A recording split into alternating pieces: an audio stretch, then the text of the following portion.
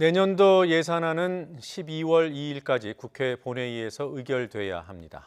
매년 12월 2일은 헌법이 명확하게 규정해 놓은 예산안 법정 처리 시한입니다. 한 달도 안 남은 상황에서 513조 원 슈퍼 예산을 심사해야 할 국회는 이른바 강기정 논란 때문에 예결위 파행을 겪기도 했습니다. 다행히 오늘은 회의가 열렸다고 하지만 20대 국회 마지막 예산 정국은 선거법, 공수처법 등 민감 현안과 맞물려서 어느 해보다 뜨거울 것으로 예상됩니다.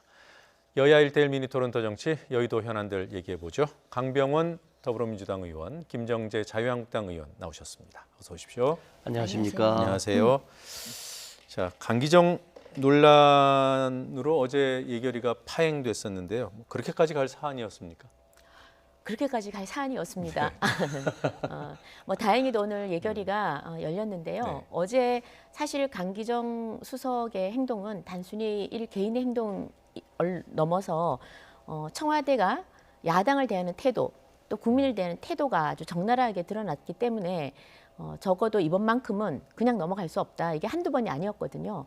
그래서 그 강기정 그 수석의 소위 말하는 개인적인 캐릭터, 여러 가지 폭행 사건이 좀 있었지 않습니까? 동료 의원도 폭행하고 경위도 폭행하고 보좌관도 폭행하고 해서 벌금도 수차례 받은 적이 있죠. 그래서 이런 개인적인 캐릭터, 소위 말하는 요즘 욱한다고 그래서 욱기정이라고 그러더라고요. 그래서 이런 개인적인 캐릭터도 있겠지만 그 노영민 실장의 그 어떤 야당을 대하는 오만불손한 태도, 그것도 문제가 됐고요. 저는 또 그 조국 사태 이후로 굉장히 청와대가 좀 민감해져 있어서 작은 문제에도 굉장히 좀 발끈해하는 그런 걸 느꼈습니다. 그래서 이런 것들이 어울려서 나타나긴 했지만 여기에 대해서 책임을 져야 된다. 고성 지르고 삿대질하고 여기에 대해서 그냥 넘어갈 수는 없는 겁니다. 그래서 강기정 수석한테만큼은 경질을 요구를 했었고 또 그걸 무시하고 대놓고 그냥 운영에 예결위에 나와서 어제 좀 문제가 됐었는데요. 이제 뭐 일단 저희가 주장하는 경질 해임은 여전히 유효하고요. 네. 오늘 또 이낙연 총리께서 또 진심 어리게 그 사과를 하고 특히나 그 오늘 이낙연 총리께서는 오늘 아까 하신 말씀이 굉장히 감정 절제를 못했다라고 네. 하면서 진정어리게 사과를 한 걸로 알고 있습니다. 그래서 이제 예결위가 속개가 됐는데 그나마 다행으로 알고 있습니다. 그러나 네, 해임 경질은 반드시 해야 됩니다. 그 요구는 네. 유효한 거고요. 네, 네. 예결위는 이제 정상화되는 것이고요. 네. 네. 어제 그 김재원 예결위원장하고 강기정 수석이 이제 지난 1일 그 청와대 국감 때 이제 버럭 소리를 질러서 이제 문제가 된 거 아니겠습니까? 네. 그리고 어제 예결위 사과하러 나왔다가 야당 의원들이 사과 못 받겠다고 해서 아예 사과도 못 했는데 물론 이제 다른 자리에서는 사과를 두어 차례 했더군요. 김재원 한국당 의원 예결위원장과 맥주 회동을 한 그런 사진이 이제 막 공개가 되고 네. 어떻게 해서 그런 자리가 만들어진 겁니까? 아마 이제 청와대 정무수석의 일이 뭐 이렇게 국회에서 좀 여러 입법들이 많이 과제가 밀려 있으면은 더 바빠지는 자리가 정무수석 자리 아니겠습니까? 네. 또 513조라고 하는 나라 살림 예산을 책임지시는 예결위원장이시니까 예전에 인연도 분명히 있으실 거예요. 김재원 위원장 같은 경우도 박근혜 정부에서 정무수석을 했고 네. 지금 이제 강기정 수석도 지금 정무수석이지 않습니까? 그런 인연, 함께 의정활동했던 인연 이런들을 해서 같이 이제 맥주 회동을 하면서 본인으로 인해서 예결위까지 파행되는 것에 대해서 뭐 죄송하다는 얘기도 서로 나눴을 것 같고요. 네. 또 예산안 심사가 본인의 이런 불찰과는 무관하게 예산안 심사는 아까 말씀하셨던 것처럼 이 법정 기한에 맞춰서 다 제기를 바라는 마음이 아니었을까. 그런 얘기들 서로 좀 나누지 않았을까 생각이 들고요. 네. 그러니까 저는 보면 좀 그렇습니다. 이렇게 11월 1일 날 어쨌든 운영위에서 그런 일이 있었지만 그 과정을 보면은 좀 이렇게 야당 의원님들도 우리 이렇게 증인으로 나오신 분들이지만 어쨌든 좀 존중하려고 하고 그분들의 좀 질문을 했으면은 답변도 좀 들어줘야 되는 거 아니겠습니까? 근데 좀 일국의 안보실장을 상대로 어거지로 우기냐라고 하는 것은 좀 과한 표현이지 않았나 싶고 그 과정에서 강기정 수석이 감정 절제를 하지 못한 것은 본인이 좀 잘못했다고 바로 그 자리에서 사과를 했고요. 또 이런 과정을 또 야당 입장에 좀 키우고 싶었나 봐요. 근데 저는 충분히 강기정 수석을 탓하고 하는 거는 괜찮습니다. 잘못했으니까. 그래서 네. 강기정 수석 같은 경우도 본인이 100번 잘못했다고 얘기하지 않았습니까? 근데 이걸 가지고서 이 국회를 수습시키고 이 예산 심사를 파행으로 이끌고 또 국회 내에서 많은 논의되고 있는 것들을 다 파행으로 가는 건 절대 옳지 않다고 봅니다. 우리는 국민을 보고 정치를 해야 네, 되는 거지. 알겠습니다. 예, 그렇습니다. 또 제가. 그럼 해임 대상은 아니라고 보시는 거죠? 저는 이 정도 사과하고 그랬고 총리께서까지 나서서 사과를 했으면은 이제 이 문제는 좀 넘고 넘어가고요. 국회 현안들을 푸는데 여야가 힘을 모았으면 좋겠습니다. 알겠습니다. 예결위는 이제 오늘 열렸고요. 그 6인 협의체는 어떻게 되는 겁니까? 뭐 6인 협의체는 앞으로 상황을 좀 봐야 되겠지만 예결위도 뭐 어제 하루가 오늘로 이제 미뤄진 거나 다름없는데 빨리 강기정 수석 문제를 저는 정리하는 게 옳다고 봅니다. 조금 전에 말씀하실 때 뭐 100번 잘못했다고 그러는데 그럼 진정성 있게 사과를 하셔야죠. 어제도 사과하러 나와갖고는 또 나경원 대표가 안 만나준다라는 사족을 다시고 또 뭐 야당 의원들 질문 시간에 답변 시간이 짧다는 등 그거는 여야가 똑같습니다. 저희한테 주어진 시간이 5분밖에 안 됩니다. 5분 동안 질문하고 의원들은 질문하고 시간이 지나면 마이크가 꺼지고요. 네. 소위 말해 정부는 마이크가 계속 켜져 있습니다. 굉장히 언페어하죠. 불공정한데 불공평하죠. 그래서 저희가 지금 앞으로 많이 개선점이 많이 필요합니다. 네. 그래서 그런 부분도 이 수석이라는 사람이 이런 말을 공식적으로 하는 것도 맞지 않고요. 그리고 저는 수석이 가교 역할을 하는 사람이라고 생각합니다. 야당과의 가교, 또 국회와의 가교 역할. 자기의 움직임이 드러나지 않아야 됩니다. 그런데 저렇게 뭐 방송에 나와서 말하고 자기 주장 다 하고 이러는 거는 진정성이 알겠습니다. 믿을 거기까지 수가 하죠. 없는 거죠. 네, 예, 뭐 예. 평가는 네. 굳이 안 해도 될 만큼 본인도 인정을 했고 여야 모두 잘못했다는 점은 뭐 공통적이니까요. 상황 좀 봐야 될 것 자, 같습니다. 어제 네. 황교안 대표가 갑자기 기자회견을 했고요. 자유우파 통합이라는 표현을 쓰더군요. 그 전에는 보통 이제 보수 통합 얘기했잖아요. 어떤 의미가 있는 겁니까? 사실은 계속 뭐 보수 우파 또는 자유 우파를 이렇게 같이 함께 쓰셨어요. 그러니까 소위 헌법적 가치, 자유민주주의와 시장 경제를 추구하는 제 집단의 그 통합이다라는 의미에서 썼고요.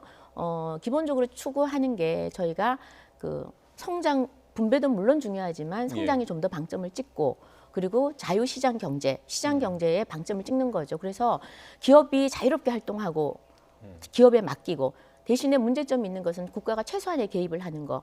그게 지금 전체적으로 저희 당에서 추구하는 바고요. 그걸 네. 그런 생각을 함께 하시는 분들. 왜냐하면 이번 정부에서 다 아시겠지만 경제 정책의 주요 기조로 내세운 것들이 상당히 반기업적이고 뭐 소득 주도 성장이나 갑자기 임금을 너무 올려서 지금 소상공인들이 굉장히 힘들어하고 있고 경제가 일자리도 지금 없어지고 있는데 이거를 돈을 재정을 풀어서 인위적으로 지금 일자리를 만들어내고 있고 고스란히 모든 피해들이 이런 경제 정책의 피해들이 국민들한테 간다는 거죠. 그것도 중산층 이하의 힘든 사람들한테 가는 겁니다. 그래서 그래서 보수가 이런 통합해야 부분에 된다? 대해서 좀 네. 우리가 이런 전체적인 정책을 대전환을 요구하는 모든 집단들, 이런 정책에 반대하는 모든 제세력들, 또 국민들 함께하자는 의미에서 지금 네, 자유우파라는 알겠습니다. 단어를 썼습니다. 어제 황교안 대표의 그런 자유우파 통합 제안 기자회견 입장 표명 민주당에서는 어떻게 평가합니까?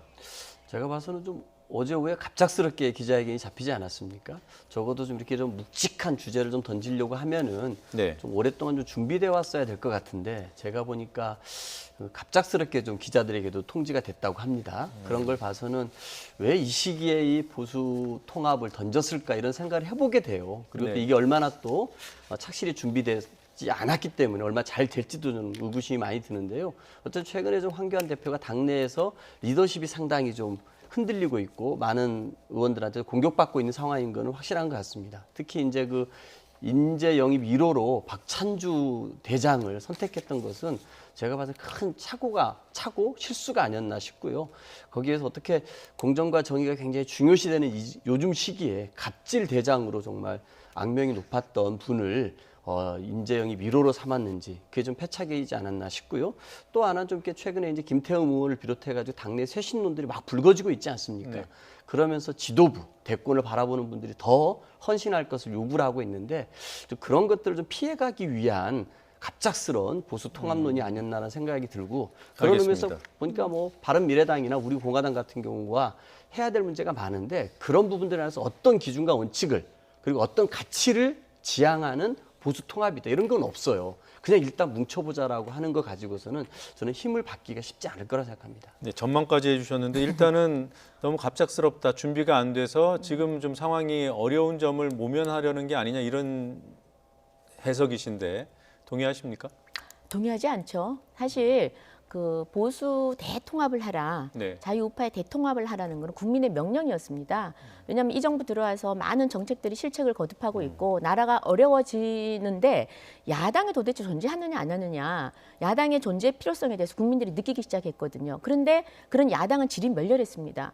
도저히 한국당의 의석수나 한국당 가지고는 적폐로 몰려 있죠. 그 당시에만 하더라도. 그래서 지금 흩어진 이 전체 이 보수권에서의 통합은 반드시 필요했었고요. 계속 물밑 작업을 했었습니다. 근데 뭐 의원님 말씀하신 대로 굉장히 극과 극을 달리시는 분들이 많았습니다. 네. 초창기에는 많았는데 지금 그 간극을 계속해서 좁히도록 물밑에서 작업을 했는데 해 왔었어요. 그래서 지금 어제 그 더 이상은 미룰 수가 없다. 예. 이제는 기치를 들고 빅텐트를 쳐야 되겠다고 어저께 작정을 하시고 황 대표님께서 어제 기자회견을 하신 걸로 알고 있고요. 알겠습니다. 그럼 좀 네. 강론으로 들어가 네. 보죠. 뭐 어떤 취지로 기자회견을 했는지는 지금은 이제 지나간 일이기 때문에 앞으로 어떤 일이 전개될지가 매우 궁금합니다. 통합의 시점과 관련해서 황교안 대표는 빠를수록 좋다는 입장을 밝혔는데 직접 들어보시죠.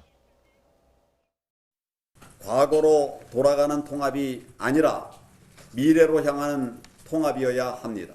빠르면 빠를수록 좋다고 생각합니다. 지금은 선거, 총선을 앞두고 있는 시점입니다. 그 시기에 늦으면 통합의 의미도 많이 감소될 수밖에 없습니다. 그러니까 총선에 대비하기에 충분한 그런 조기 통합이 이루어지기를 기대하면서 그렇게 노력을 해 가겠습니다. 자, 조기 통합이라는 표현을 썼습니다. 그를 위해서 노력해 가겠다. 근데 조금 전에 강 의원께서는 어려울 것이라고 전망을 하셨어요. 네. 무슨 이유 때문입니까? 일단은 이 탄핵이라는 문제에 대해서 네. 일단은 그 입장들이 저는 명확히 정해지지 않을 겁니다. 왜 그러냐면 우리 공화당 같은 경우에는 태극기 부대와 함께 항상 광화문을 지키고 있는 곳 아닙니까? 탄핵 반대하는 것이죠. 바른미래당 같은 경우는 탄핵에 찬성을 했고 그것을 위해서 다 뛰쳐나왔던 분들이고 들어오라 그러는데 안 들어가고 있지 않습니까? 이것에 관해서 저는 유승민 대표는 명확히 자기 입장이 있습니다. 뭐냐면 본인은 탄핵에 찬성을 했고 그리고 헌법적인 판단도 이미 내려진 것이다. 이거를 더 이상 뭐 따지지는 말자라고는 할 수 있더라도 반대와 찬성이라는 극단적인 두 세력이 있고요.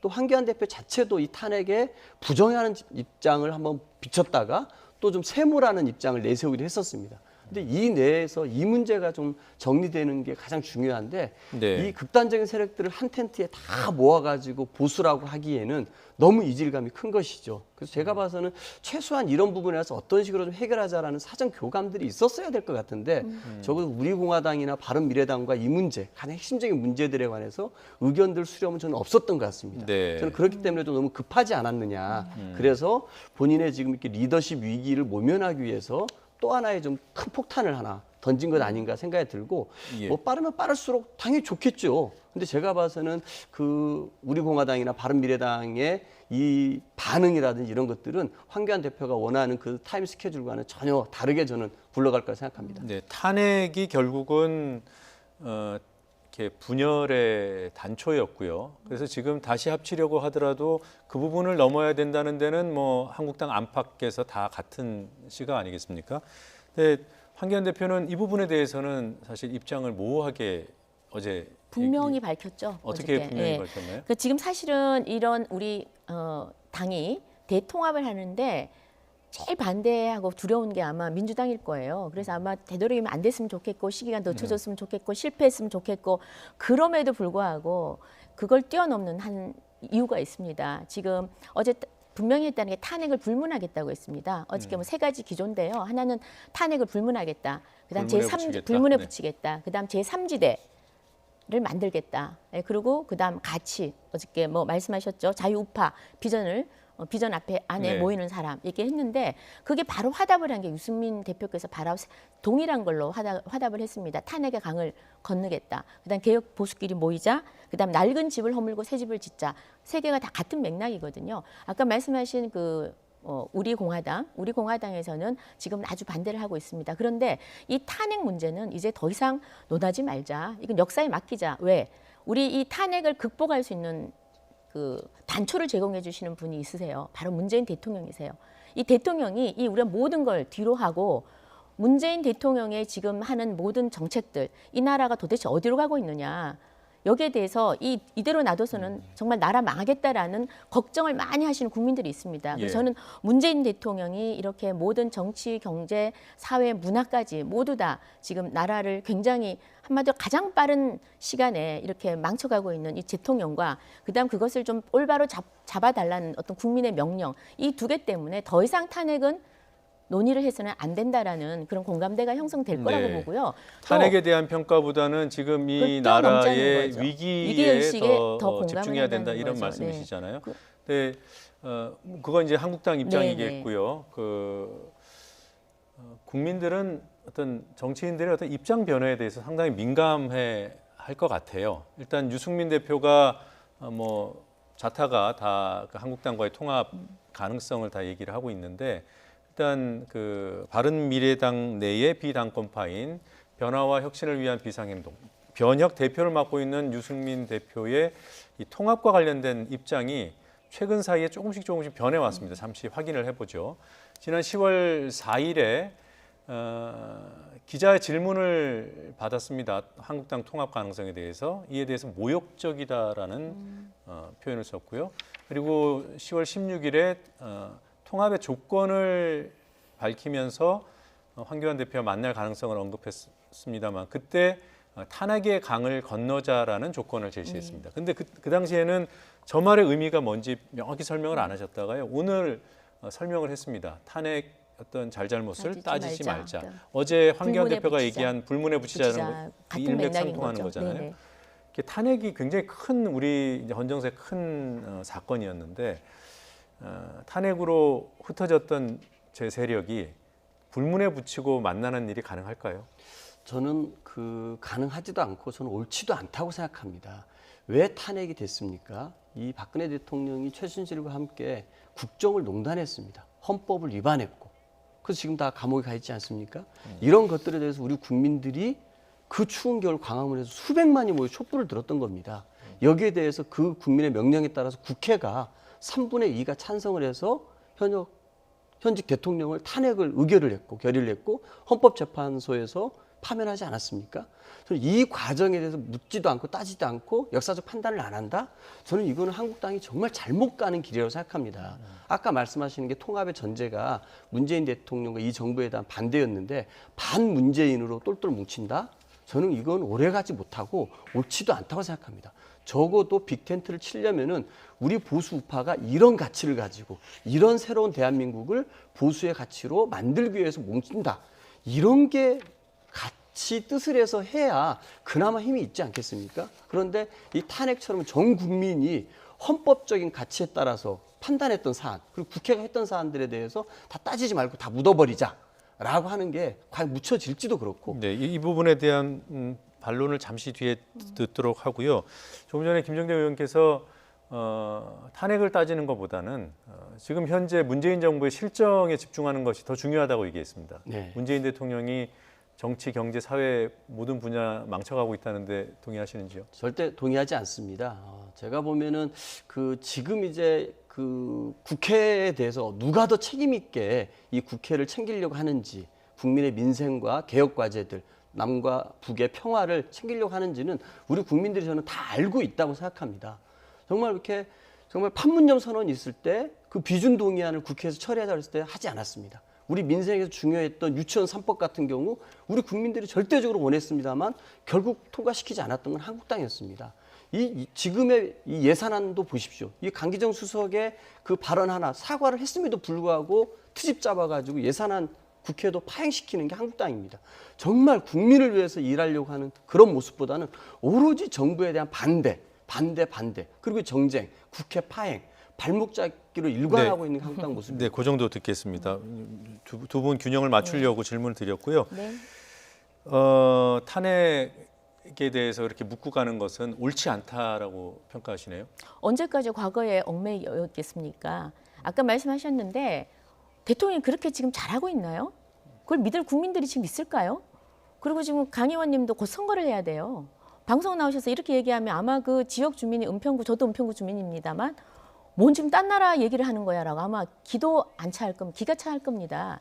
지금 다 아시겠지만 뭐 기회는 평등하고 하고 늘 이런 얘기를 했습니다. 공정을 얘기하고 이번에 조국 사태로 인해서 모든 게 다 깨졌어요. 그리고 소득 불평등 더 심해졌습니다. 일자리 더 많이 잃었어요. 경제 성장률 떨어졌습니다. 외교적으로 외톨이 됐습니다. 그 근원에는 오로지 부만 바라봤죠. 이번에 그 정의용 실장이 이번에 나대원 대표가 우기지 말라고 한 것도 말도 안 되는 소리를 한 겁니다. ICBM을 소위 말하면 이동식 그 텔이라는 거 거기서 발사를 할 수 있다는 걸 모든 전문가와 모든 국방장관까지 다 얘기했습니다. 근데 본인만 아니라는 거예요. 이런 식으로 하니까 우기지 말라는 거 했듯이 지금 모든 정부가 지금 정부에서 하는 일들이 국민은 완전히 외면하고 무시합니다. 이번에 평가가 다 나왔습니다. 특히 국민들이 안 좋게 보는 게 외교 외톨이 된 거 굉장히 낮은 점수를 매기고 있습니다. 경제는 물론이거든요. 그래서 알겠습니다. 이 부분에 대해서는 저희 야당이 해야 할 일을 해야 됩니다. 그런데 언제까지 그렇게 적폐놀이 또 탄핵에 갇혀가지고 아무것도 자, 못한다면 야당인 걸 포기해야죠. 예, 두 분께 고르게 말씀의 기회를 드리면은 한쪽이 또 길어져서 또 맞춰야 되는데 여기서 중단하고요. 그 정의영 안보실장의 그 텔 ICBM 발사와 관련해서는 저희도 보도한 바가 있기 때문에 간단하게 정리를 하면 텔 그러니까 이동식 발사대로 발사가 어렵다고 정의영 안보실장이 얘기를 했고요. 그렇죠? 네. 전문가들은 지금 완전한 이동식 발사 수준은 아니다. 고체 연료가 없기 때문에 그러니까 텔로 이동해서 고정식 발사대를 거치해서 그리고 연료 주입해서 쏜다라는 수준이기 때문에 어렵다는 표현이 틀린 것도 아니고 그리고 또 뭐 그게 또 아니한 인식이라고 비판했을 때 또 그 비판이 또 틀렸다고 할 수도 없는 그런 정도로 저희는 판단합니다. 그렇게 정리하고 넘어가겠습니다. 할 말은 많습니다만 다음에 하겠습니다. 예, 고맙습니다. 통합협의기구라는 것을 이제 통해서 논의하고 근데 통합으로 가는 그런 일정이잖아요. 네네. 12월 뭐 아니면 1월 정도가 될 것이다. 이게 이제 황교안 대표가 그렇게 네. 어제 특강 이후에 얘기를 하셨던데 통합기구가 그러면 그 통합 시점에 맞추려면 지금쯤은 만들어져야 되는 거 아닌가요? 가능한가요? 그렇죠. 지금 계속 작업을 해왔기 때문에 이제 뭐 어떻게 빨리 이 이제 시기와 구성 시기나 방법 등에 대해서 지금 이제 아주 빠르게 논의를 할 거라고 저는 생각을 합니다. 그래서 예. 당내에서도 기구를 만들고요. 당 이제 바깥에도 전체를 다 아우를 수 있는 협의체를 구성을 할 것이라고 보고 지금 12월, 1월 사실은 적절한 시기죠. 예. 그래서 뭐 쇳불도 당김에 빼라고 저는 네. 그 더 이상 미루거나 늦출 이유가 없다고 봅니다. 그래서 아마 조속한 시일 내에 만들어질 거라고 봅니다. 만약에 우리 공화당은 지금 약간 반발하는 그런 상황이죠. 탄핵 문제 때문에 네. 우리 공화당이 참여하지 않더라도 바른미래당 비당권파와 우선 협의를 시작할 수 있나요?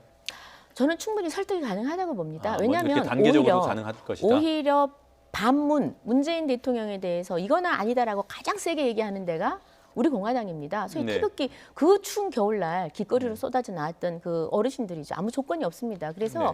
이분들은 충분히 그 탄핵이나 이런 것들에 대한 물론 불만은 좀 있으시겠지만 더 큰 우리가 목표가 있기 때문에 충분히 저는 설득이 가능하다고 그거는 이제 봅니다. 언젠가는 설득 가능하다 꼭 네네. 그렇게 이해는 네. 되는데요. 지금 당장 논의를 시작하려면 혹시 우리 공화당이 준비가 안 돼 있을 수 있잖아요. 그러면 준비가- 바른미래당 네네. 비당권파와 먼저 얘기를 할 수 그러니까 있습니까? 준비가 아직 뭐 제가 정확하게 시기와 방법은 제가 뭐 당 대표도 아니고 그렇기 때문에 대표와 이제 기구가 구성이 되면 순차적으로 논의를 하겠지만 뭐 제 개인적으로는 그 모두가 다 될 때까지 기다릴 수가 없다면 되는 것부터 순차적으로 하는 게 어떨까라는 알겠습니다. 생각은 합니다. 예. 네. 자, 지난 시간에 뭐 주제와도 조금 어긋나서 얘기를 못했던 선거법 얘기를 좀 해보려고 합니다. 또 마침 어제 황교안 대표가 기존의 한국당 아닌 270석 안을 유지하겠다는 입장도 밝혔고요. 자, 이게 한국당은 의원 정수 축소라고 하는데 사실 일반 유권자들은 의원수 늘리는데 상당히 반대하잖아요. 네. 그런 입장에서 보면은 의원수 축소가 좀 매력적일 수도 있을 것 같아요. 네. 민주당은 어떻게 평가합니까? 저희는 그 300석 안을 지금의 안을 지키는 게 맞다고 생각하고요. 제가 지난번에도 한번 말씀드렸습니다만 우리나라 전체 국민 수와 비교했을 때 우리나라 의원 수는 작은 건 사실입니다. 그러다 네. 보니까 이 300명 국회의원에게 더 많은 특권과 권한이 주어져 있고요. 또 그런 면에서 어쨌든 국회의원 수를 늘리는 것은 다른 선진국들과 비교해서 맞는 주장일 수 있습니다. 그러나 지금 대한민국 국회가 국민들께 신뢰를 주지 못하고 있기 때문에 이 지금의 300명 정수를 유지하면서 대표성과 비례성을 강화하자라는 게 여야 사당의 합의였습니다. 원래는 자유한국당도 여기에는 합의를 했었죠. 그래서 연동형 비례대를 적극적으로 도입을 검토하자로 합의했던 거 아니겠습니까? 논의하기로 합의한 거죠. 논의하기로. 논의하기로 했었음에도 불구하고 오히려 그 비례대표를 아예 없애버리는 270석 안을 가져와 가지고 저희 여야 사당을 좀 이렇게 놀래켰는데요. 저는 이게 그 패스트트랙에 올려져 있는 선거법 그 통과를 막기 위한 협상을 막기 위한 시간 끌기가 아니라고 한다라면은 적어도 이 300명 의원 정수를 유지하면서 대표성과 비례성을 유지하는 강화하는 방안에 대해서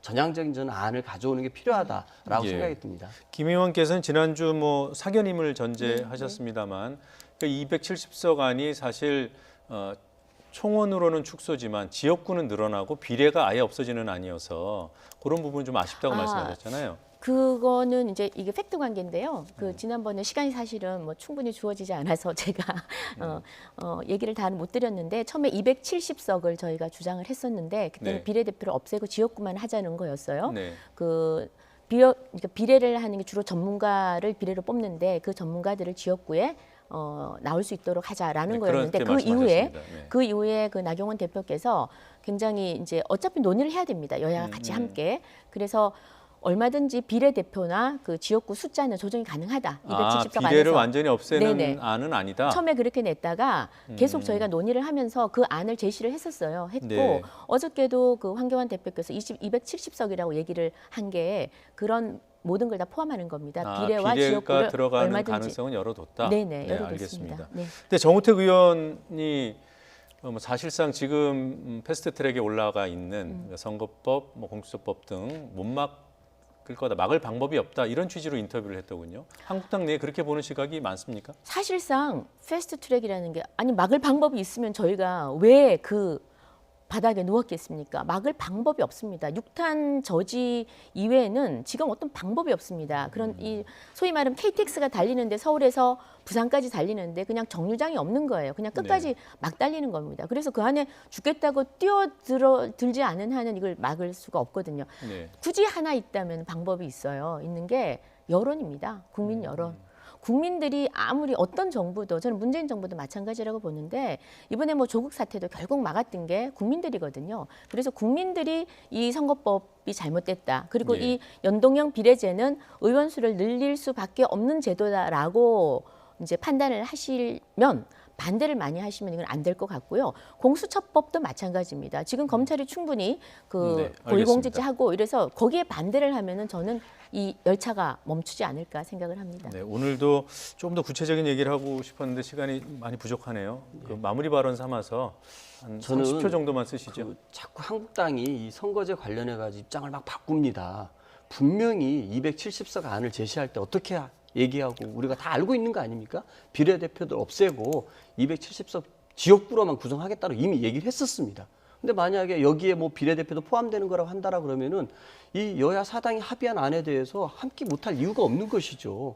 근데 270석 안을 제시할 때는 이미 비례대표는 아예 없애겠다라고 해가지고 정말 소수 정당이 이 국민의 목소리를 대변할 수 있는 통로를 아예 원천 봉쇄해버렸기 때문에 네. 이 여야 사당 합의안과는 전혀 함께하지 못하게 된 건 아닙니까? 저 여기서는 근데 여기 와서 자, 그러니까 그거는 팩트고요. 이건 팩트 네. 아니요, 팩트 아닙니다. 팩트. 왜 왜냐하면 아닙니까, 의원님께서 이게? 업데이트가 안 됐어요. 뉴스 한 번만 챙겨보세요. 아니, 뉴스 한 번만 잠깐만요. 자, 어떤 부분, 뉴스를 그것만까지만 자, 듣고 팩트 정리하겠습니다. 팩트 네. 체크만 해드리는데 처음에 저희가 안을 냈어요. 네. 그리고 그 다음에 이제 여야가 얘기를 할 거 아닙니까? 그래서 열어놓는다 그랬습니다. 비례와 그 지역구는 얼마든지 조정을 가능하다. 그래서 그 당시에? 네네 그 당시에 그때가 예, 그 연초 당시입니다. 2월인가요, 확인해 3월인가요? 보십시오. 네. 제가 뭐 내 대변이기 때문에 제가 저 논평도 냈기 때문에 제가 정확히 알고 있고요. 그런 거고 이런 거는 끊임없이 변합니다. 예를 들면 민주당도 지금 얼마 전에 홍익표 의원님, 우원식 의원님, 백희련 의원님이 의원 정수를 늘리는 거를 한번 고려해봐야 된다라고 야구를 했습니다. 근데 여론이 바로 안 좋으니까 당에서는 우리는 300으로 한다라고 네. 얘기를 했거든요. 그러니까 그래서